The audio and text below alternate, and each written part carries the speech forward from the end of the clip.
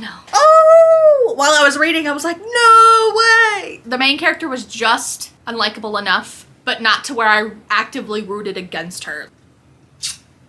I don't know what it is about this book, but this gave me that 5-star feeling.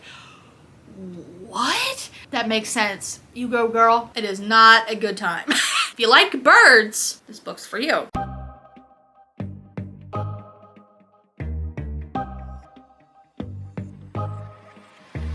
Hello everybody, welcome back to my channel. My name is Casual. For those who are new here, we are so glad to have you here today. We are back with another book video. I am very excited to be here.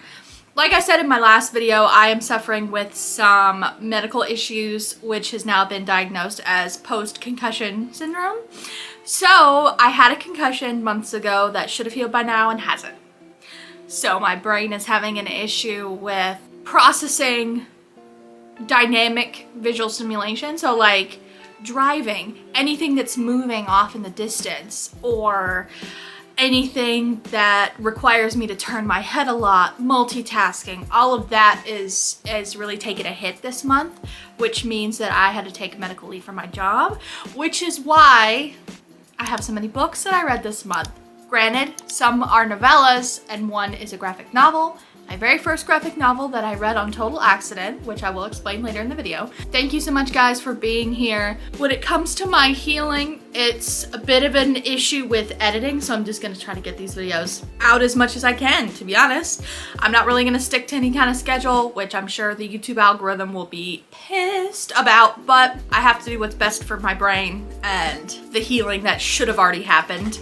That hasn't. So let's get into it. This month was quite a bit of switching back and forth between thrillers and something else. So whether that be a romance or, like I said, the graphic novel, it was a lot of just kind of bouncing around. So there's not really a theme to this month. There's just kind of what we wanted to read, we read.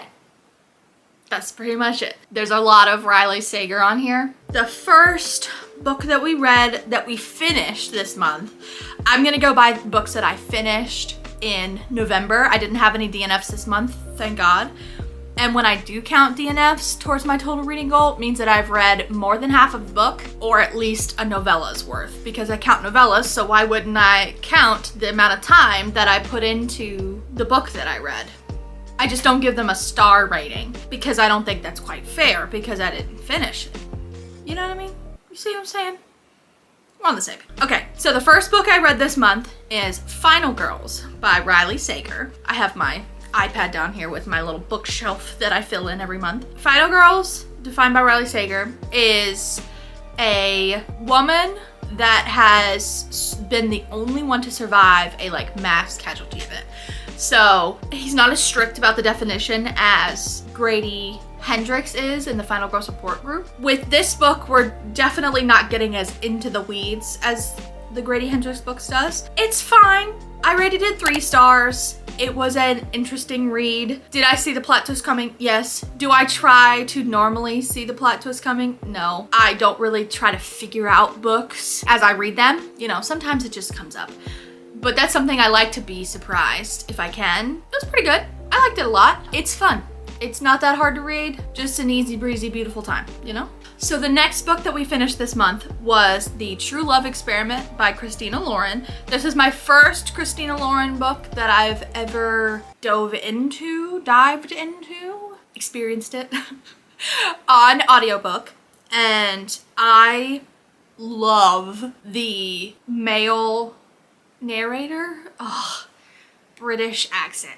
Do I need to say more? I gave this book a 4.5 stars. I really liked it. The only thing that I was kind of against was that they liked each other so fast, like insta love, but it wasn't really love at first sight. It was kind of like insta lust, I guess. Forbidden love. He's the producer and she is a romance novelist turned reality TV star, but she is supposed to be on the show called The True Love Experiment. She is dating all these guys, bachelorette style, to kind of see who her best match is, and then they compare it to this DNA love match system that like shows you your true compatibility like on a genetics level. Very cute rom-com. Fizzy got a little annoying. The main character got a little annoying a little bit. Still, the story, spot on. The next book that we read was The Last Time I Lied by Riley Sager. This is my lowest rated book by him. I only gave it a 2 stars. I really didn't like this book in the sense of like, what even was going on? The main character I didn't really connect with. The storyline was kind of odd. I feel like characters just came out of nowhere and then left immediately. Like it was just, it didn't flow super well for me. I don't know if it was a pacing thing or if it was just the fact that we were like, ooh, shock value, ooh, this thing, ooh, that thing. I feel like if you're standing in a crossroads, you just pick a road and go with it, you know? You don't necessarily try to go down every single road at the same time. And I kind of feel that a little bit later on. It's done much better with a different Riley Sager book that I read this month. Just not it for me. So the next book we have is a romance book called Chase Me by Tessa Bailey. This is one of a 3-part interconnected standalone series called The Broke and the Beautiful, or The Beautiful and the Broke. New York City, nobody has any money, becoming roommates by chance basically, and it's each of the 3 roommates has their own book. It was really cute. I like Tessa Bailey's spicy scenes. This was a much shorter novel. It definitely respected your time, as Allison Pages says. It was cute. It was a good palate cleanser from all of the thrillers that I had been reading. 3.5 stars, just pretty good. Nothing really to report other than had a good time. I stayed in the romance mood, and so the next book I read was Hello Stranger by Catherine Center, and I rated this a 4.25 stars. I normally don't go into the 2.5s or the 7.5s or the whatever. It was more than a 4 stars, but it wasn't quite a 4.5. So I had to cut the difference in between. Like I was saying at the beginning of the video, I've been struggling with the brain injury, I guess. It is a level of traumatic brain injury, and so is this main character. I felt like this book was talking to me specifically because she lived one way before her surgery and she had to live with the facial blindness afterwards, and I have been having to figure out who I was before, how I will be afterwards, who I am in the healing process type of journey, I guess. This portrait artist is having to come to terms with who she is outside of her art. Does your productivity and your, livelihood really dictate who you are as a person? I'm not sure if other people got that. I don't know if anybody else really felt those deeper meanings while reading this book, but I did because it's really speaking to what I'm going through at the moment. So I could not have picked a better time to read this book, to be honest. 4.25, because Catherine Center's writing is a little bit like Ali Hazelwood's writing. Like, main characters are quirky, which can be a little cringe sometimes. But this book was a lot better in that regard than the Bodyguard by her as well. And then we went back to thrillers. So the next book that we read was The House Across the Lake by Riley Sager. This book everybody touts as his best one. I don't necessarily agree because of what I said earlier about picking a lane and sticking in it. I understand plot twists for the sake of plot twists, but I don't know. I liked the characters a lot better in this one. Some stuff really did come out of freaking nowhere, and it got me, and I was like, oh! While I was reading, I was like, no way! So that did raise the rating for me. I love when I have a no way moment while reading a thriller. So I rated this a 4.5. If it had stuck with the first lane of the first half of the book, it would have been a 5 stars. But then it kind of took a turn and I wasn't super on board. Some people might love the turn that it took, which just wasn't for me. But it's still a 4.5. I think it's his best written book, but it's not his best plot book, if that makes sense. The main character was just unlikable enough, but not to where I actively rooted against her like I have in Survive the Night. Very good overall. Not my favorite one by him. My favorite one by him is still Home After Dark. That will forever be a 5 stars. I love that book so much. That was also the first one I ever read by him. Just take that into account. The next book we read was Mr. Magic by Kirsten White. I don't know what it is about this book, but this gave me that 5-star feeling instantly. I loved it. I love books about cults and creepy like internet sensations and like, why is everything about this children's show gone off the internet the minute that's posted? Why can't anybody find recordings? Why can't even the cast members remember what happened? Did it really happen? Was it a big fever dream? Is it some kind of like weird experimentation on children psychologically thing? I never knew what was gonna happen. I never knew what really was happening at the moment until the end. And even then I was just like, what? And then the ending was so symbolic in the sense of like, that makes sense. You go, girl. And so it was just like, it was so good. This is not a book for everybody, I will say. It has very religious overtones in the sense of like, is it a cult? Is it not? What's going on with this town? Who are these people? Like, it's very much a doesn't answer your questions until the very end type book. I can highly recommend for those who like thrillers and just not knowing what is going on. The next book we read this month, going back towards thriller and not as much like supernatural, I read For Your Own Good by Samantha Downing. This is my first Samantha Downing book, but I noticed that she had so many at the library when I was there, and I was like, I should give this a try. The chapters are so short. The words on the page are so large, like you just fly through this book. It was so good. It hooked me like immediately. I gave this a 4 stars because I had such a good time. It did start to drag a little bit in the middle when you're like, what the hell is going on? It was all very easy to follow in the sense of like you knew who was doing what. There was no twisting and turning of paths. Like it was very like, just read and you'll know what's up. Like it's not trying to confuse you, if that makes sense. This book is about Teddy Crutcher. He is a English teacher at a very prestigious private school, and he has very strong beliefs in what is for your own good. So if certain people are in the way, they have to be removed. If certain teachers are in the way, they gotta go. What's best for the school is what best for the students is what's best for the world. And he will stop at literally nothing. No conscience whatsoever goes into his decisions, that's for sure. But then you also realize that like other people are conspiring towards the same goal, but in a different way. And it's all very like karma comes back around, and it's just, so good. Very dark academia in the sense of like, it is prestigious boarding school, college is the goal. The parents are very one-minded in the sense of like, this is for their child's future. So good. 4 stars, like I said. Very easy read. The next book I read was The Boy Who Drew Monsters by Keith Donahue. Definitely a much heavier book, much harder to follow. I gave this a 3.5 stars because it still was very interesting if you like a character study on a child and parents combined going through an autism diagnosis and like trying to find out what life looks like now, and will he be able to keep his friends? Why is he drawing all of these pictures? Why can't he communicate with us as to what's going on?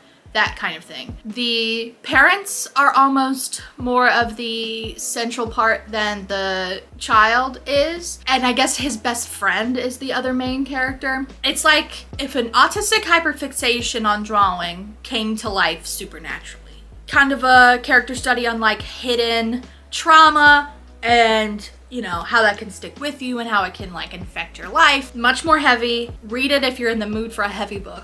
It is not a good time.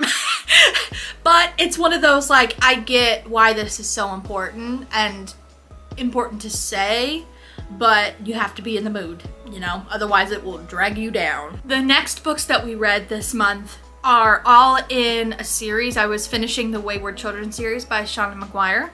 I read the first 3 back in October and absolutely loved them. And then I had to wait for the middle one, the one that I read first, came in last at the library, so I had to kind of push it to more towards the end of the month to finish.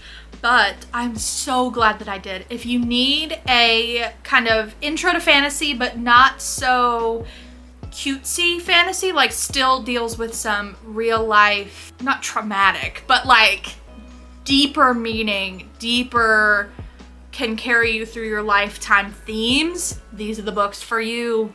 Give every hearted doorway a try and they just get better. So the first one that we read was In an Absent Dream. This book is kind of a standalone about Lundy. And Lundy, we learned from the first book, is a teacher at Eleanor's School for Wayward Children, and she is forever a child. And in this book, you find out why. And she's actually getting younger and younger. You find out why that is, what her doorway journey was like, why she was at the school in the first place. Along those lines, I gave it a 4.5 because I thought that her character was just so interesting, and it took several turns that I wasn't really expecting. Like, if you like birds, this book's for you. The next book in the series is Come Tumbling Down. I read these books the way that they were published. I didn't like look up any reading orders online. So you have a general storyline about the school. Cade, Nancy, Jack, Jill, Cora, Sumi, all of those are in one storyline, and then you have kind of offshoot novels about other characters. Like I said, the last book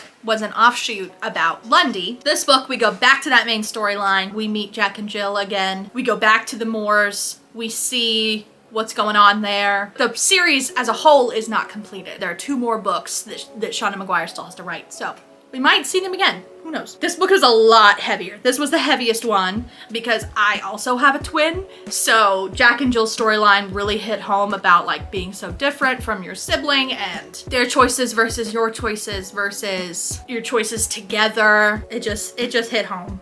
Larkin, love you. So glad you're not like Jill. The next book is called Across the Green Grass Fields. This book was so good. This is a different standalone about another character, Reagan, but it's like her introduction and her world journey and the centaurs and hooved people of Hoofland that she goes to stay with. It was so good. The imagery, the twists, the turns, the action.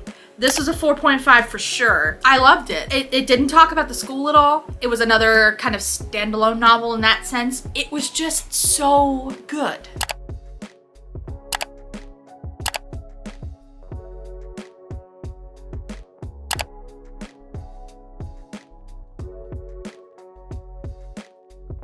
This is the only book in the series that I have actually given 5 stars. But I would say that the series as a whole altogether is a 5-star series so far. The last book in the series so far that's been written that Shauna Maguire says that there's gonna be 2 more, like I said, is called Lost in the Moment and Found. This is another standalone about a character that we haven't met before.